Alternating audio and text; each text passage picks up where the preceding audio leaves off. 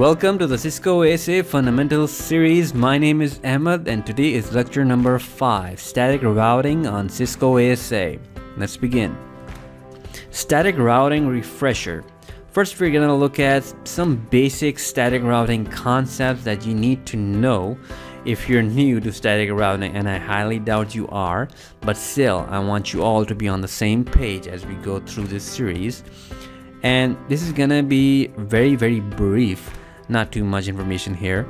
The only thing I'm going to be emphasizing on is that you have around about 3 ways you can do static routing on your iOS devices. We're going to be assuming you have some knowledge on the iOS devices, and I'm going to show you those 3 basic standards to configure static routes, and I'm going to tell you the difference between them, and then we will be configuring the static routing on the Cisco ASA firewall.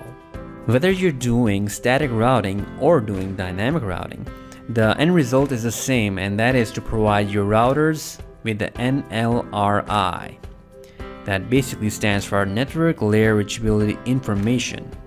For example, if this subnet wants to communicate to a host on this subnet, it basically sends the packet to R1, and R1 looks at its routing table and sees if it can reach this tree network or not. Or you could say if it has the correct NLRI information to reach the tree network, and it doesn't. To provide the routers with the NLRI, there are 2 ways, as I already stated. One is the static routing and one is the dynamic routing.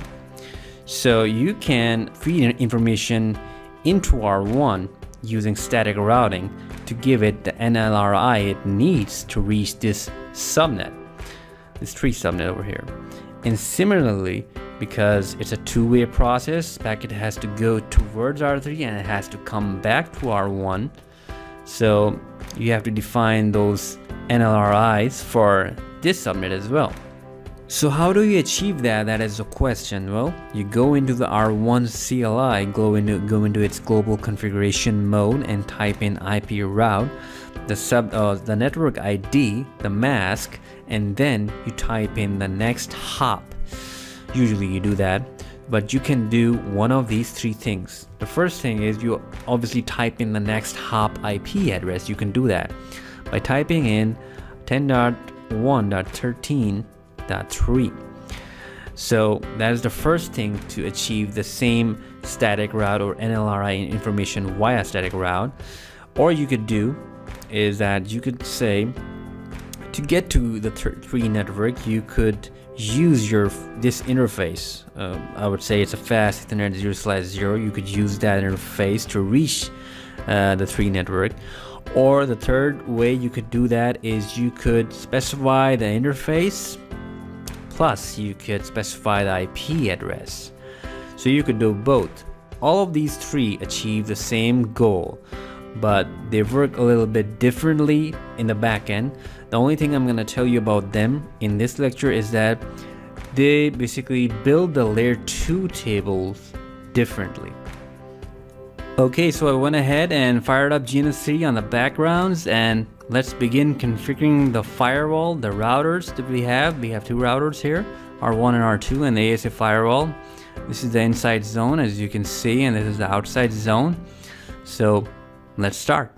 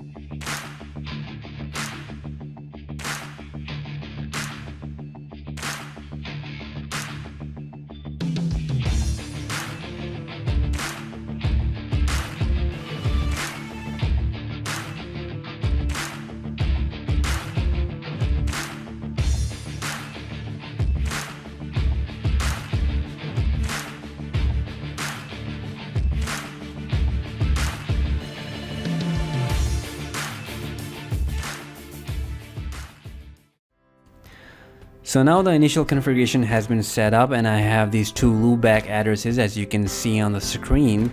R2 has a loopback of 200 and R1 has a loopback of 100, and both of these routes are not in the routing table of the ASA. So let's start.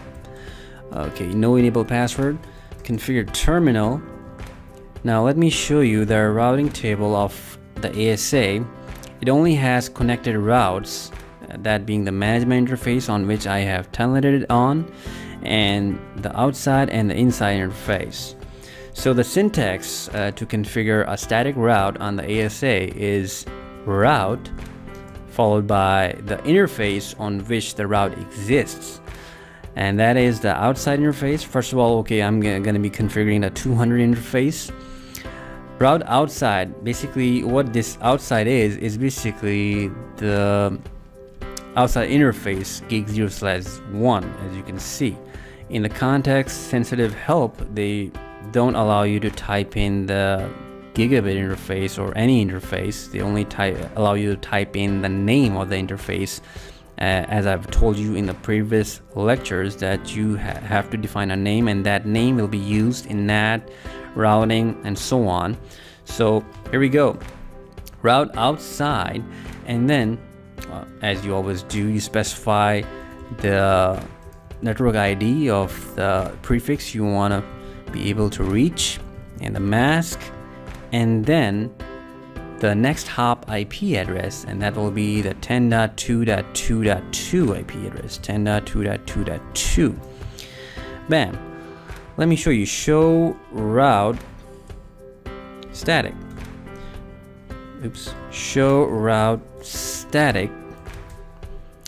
So sure enough, I have this route in my routing table now, and let me just ping it 200.1.1.1. Sure enough, I can ping that. Now let's do another static route for the 100 subnet route. Now this one is on my inside interface, so I'll be saying inside, that is the interface name, and then specifying what the route is. The prefix is 100.1.1.0, 255.255.255.0, and then specifying the next hop IP address, 10.1.1.2. Now doing a ping should work.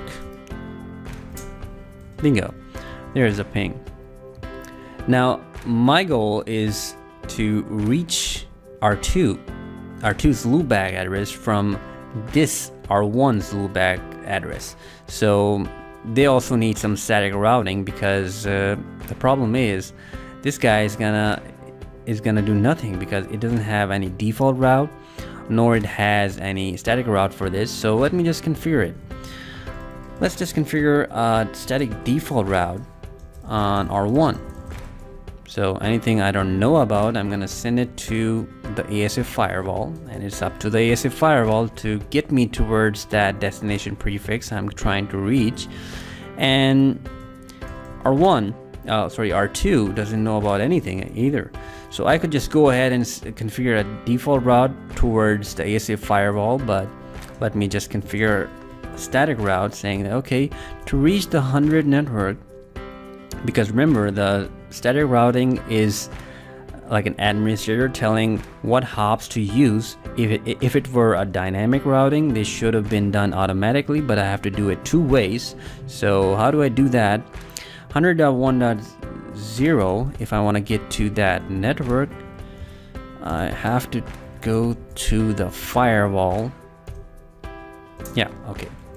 Now I haven't set any static routes for this subnet. Okay, so R2 won't be able to respond back because it won't know how to reach this standard network. So let me show you that. If I do a telnet to 200.1.1.1, just a telnet, it's not gonna work because packets are going from the source IP address of 10.1.1.2, and the R2 that doesn't know about that. The ASA does, but R2 doesn't. So if I specify the source interface say loopback 0, it should work, and it is working. Username was Cisco, and I'm an R2. So yeah, that's pretty much it. Now let me show you. These are the two static routes that I have put in the ASA, and it's pretty much simple. It's just like the iOS routers, except that you have to specify what interface and what is the next hop IP address. Both of them should be configured if you want to configure static routing on the ASA firewall. So you can also do that on routers. As I've told you, you could specify the fast Ethernet 0/0 or any interface plus the IP address, and that is much more optimal than just specifying IP address or specifying the interface. That's pretty much it. Let's go towards the learning checklist review. Well, if you've been in the IT industry for some amount of time, you know that refreshers are the key. You need to refresh your concepts again and again if you want to survive in the IT industry, especially if you're in the configuration part of things. So we did that. We refreshed our static routing concepts, and then we configured the static routing on the ASA firewall. Well, thank you for watching my video. Do like, comment, share, and subscribe. And thanks again.